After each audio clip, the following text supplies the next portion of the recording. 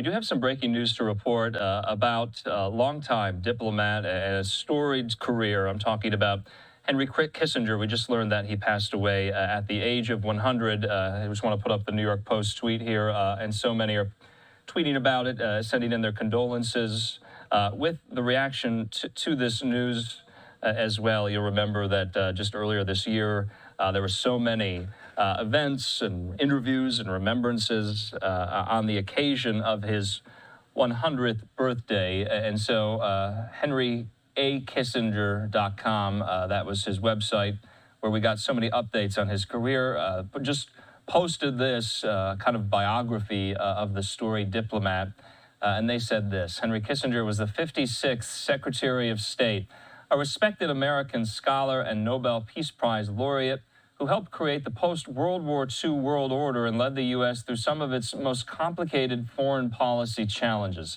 With his distinct German accent, sharp wit, voluminous writings, and belief in the peacemaking power of Realpolitik, Dr. Kissinger was one of the most influential foreign policy and national security practitioners of the post-World War II era, and remained active in national security for more than 70 years, from the age of 20 when he joined the U.S. Army to nearly his death.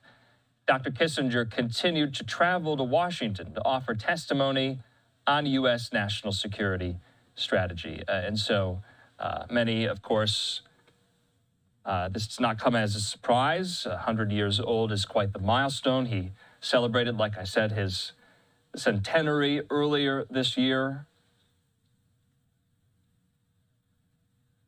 And even traveling to China mere months ago, meeting with Chinese leaders as well. Of course, China was a major area of expertise of his in his very, very wide diplomatic portfolio.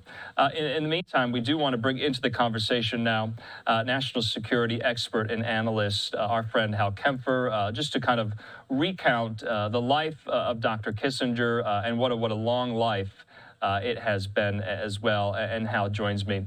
Hal, thanks so much for being with us here as we continue to kind of track all the reaction and responses to this news here. Obviously, I think a lot of people knew this was coming, knew this was very, very imminent on the occasion of his 100th birthday earlier this year. He was still writing prolifically. He was traveling quite extensively. He was being the diplomat he always was, even into the 100th year of his life. You know, it's a passing of truly one of the great diplomatic greats of our time. It's really, when you look back at what he did, and when you look back at what he did and how that reflects on what we're seeing today. I look at we were talking earlier, about the Middle East and everything, and of course, Antony Blinken has been bouncing around to various Middle Eastern countries in what they call shuttle diplomacy. Well, Henry Kissinger was the architect of shuttle diplomacy. And interestingly, one of his most notable periods of that was during the Yom Kippur War, which was exactly 50 years before the October 7th attacks. And the parallels just jump out at you, that there's so many things that Henry Kissinger did that basically everybody else has been copying ever since. He was just a remarkable statesman, a remarkable diplomat. Of course, he had a very controversial career. He was also a realpolitik ideologue, if you will, which is, basically getting things done. And with that, there's some things that he did, that deal with the Vietnam War, and certainly things in Chile and Argentina that scholars talk about today, and certainly some people take umbrage with. I just always found them to be very effective. And I remember very distinctly, I was very young, I was a young man at the time, but or young, I should say, well, not even young man. I was a kid at the time, but I remember there was news pieces about Henry Kissinger going to cocktail parties and who's he dating now, and it was kind of like the beginning of, I don't know, diplomatic paparazzi, if you will. Yeah. So he's had a very full life, and he will be missed. Yeah, that's so interesting. Let's talk, though, about Realpolitik. And for viewers who don't know what that kind of diplomatic style and strategy and philosophy is. And correct me if I'm wrong here, but Kissinger saw the world as it was, and that was Realpolitik. It was not as how diplomats want the world to be, to kind of fashion it into their image. He was, frankly, just realistic about the dangers the world poses, who were the bad guys, who were the good guys, and about what you can achieve when you go into negotiations with that front and center. Do I have that right, Hal? Andrew, that's pretty much one of the best explanations I've heard for it. Realpolitik is just literally looking at the world as it is.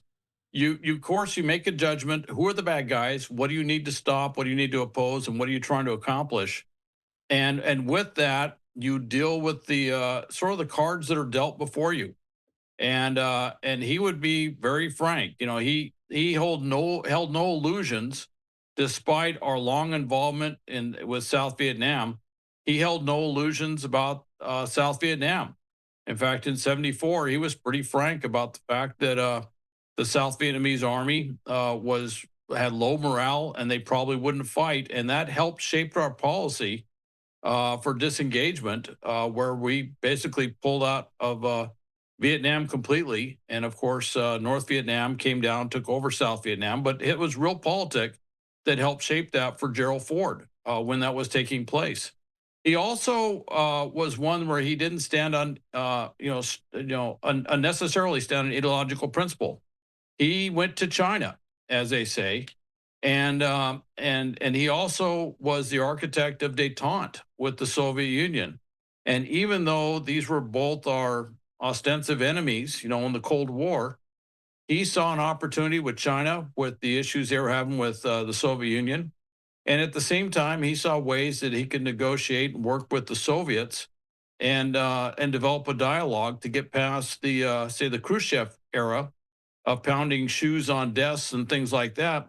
And he was very, very effective. Although the criticism was that he was afraid of leftist takeovers, communism creeping into the Western Hemisphere, and he basically backed some players in South America, such as in Chile, with the military coup, and then of course in Argentina, and what became the Dirty War. And many, have a dim view of Kissinger's role in sort of allowing that sort of thing to happen. And it wasn't the only time that he had talked with leaders around the world that we probably wouldn't have a strong ideological alignment with because of what they did. But he was a Realpolitik believer in everything he did, and his thing was he was going to do what was necessary to advance the interests of the United States and its allies, and he did it, and he did it very effectively. Yeah, and Hal, of course, he was obviously so closely associated with Republican presidential administrations like that of Nixon and Ford. But each and every president used him as an advisor, both Democratic and Republican administrations. They wanted Kissinger's ear on a whole host of issues. But you're right, in such a complex life, in such a long life, we do have to bring up the criticism, the barbs that he faced, because, frankly, he is vilified in certain parts, especially on the left wing, for his role, like you said, in Chile, in Argentina, and trying to prevent the spread of what was then known as the domino theory. And so, some even go so far as to say he is a war criminal. So, I mean, that is part of the biography and the complexity of Henry Kissinger. And so we got to bring that up too. But to your point, though, this is a storied diplomatic life. He has had his hand in so much throughout the last 50 to 60 years. But that will be, I don't want to say a blemish, but a chapter in his biography. Right, Hal? It will be. And, it's interesting. I do a lot of work with various programs where we work with foreign officials on a variety of things. And we will often discuss, some of the bureaucratic obstacles that everybody faces. And we will use the famous Henry Kissinger quote. Remember, he came from academia. And he had a famous saying. He said, nowhere are the battles fiercer than academia because the stakes are so low. And I always found that to be, certainly a humorous phrase, but truly just a piercing wit, but piercing insight. And we see that, I hate to say it, we see it in government all the time, but we see it at that sort of wry sense of humor, that way of kind of looking at the world as it was and not drawing great illusions, I think is probably the hallmark of Henry Kissinger's life.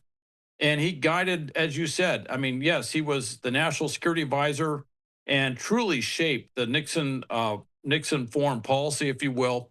And then he overlapped as national security advisor and was Secretary of State under Gerald Ford, which was kind of a something that was unusual to hold both posts at the same time. But then every president that I can think of, and I don't know, maybe President Trump didn't have him over. I don't recall if he did or didn't, but just about every president seemed to have had gotten his ear at some point or other, had gotten his counsel or sought out his counsel, just because he had such a tremendous insight and he knew all the players. He knew the ones who are in there now, and he knew the ones that were the mentors of those who got them in there. And that's just an irreplaceable a bit of knowledge that every American president has needed as they guide the United States through the various various things that happen in the world order.